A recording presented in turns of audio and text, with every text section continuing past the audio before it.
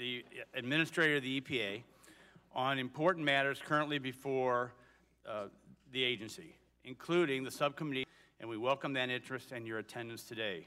In internal emails, Sarah Greenwald, one of the aides who received a substantial raise, stated that you were aware of and supported the raises. Was that true? I think with respect to the raises, what's important... Yet was that true?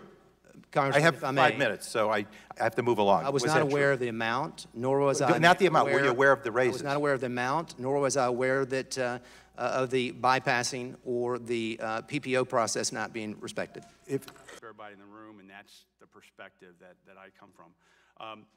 Follow-up on this is, what actions, if any, are... I was further alarmed yes. that you removed the head of the EPA office that found that you did not face direct death threats.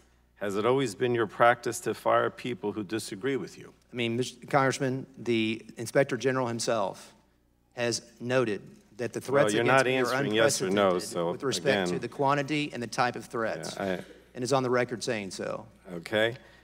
Look, 6 staffers is a pattern. I think you need to start taking responsibility, but you say you're going to take responsibility, but you don't. The hypocrisies that would exist in the system you defined. This is actually It is no secret that there have been many stories in the press about the management and operations of the agency and your dealings with potentially regulated sectors. I consider much of this narrative to be a distraction, but one this committee cannot ignore. How does that address that issue? Are we going to get science that everybody gets a chance to... Now it's come out that your head of security, who was promoted to that role after you fired his predecessor for questioning your security spending, did outside investigative work during the 2016 presidential election for American Media Incorporated, the publisher of National Enquirer. That includes the period when AMI purchased and killed a story about President Trump having an affair with a playmate. Do you think that that outside work at least creates the appearance of a lack of bias? It's my understanding that's being reviewed, and I was not aware of that outside contracting is being reviewed. Okay. I guess, again, I'd say you're not answering the question. I think it creates at least the appearance of bias, and we'd like to see attention to that. Are you willing to produce Mr. Kelly to answer the questions before this committee?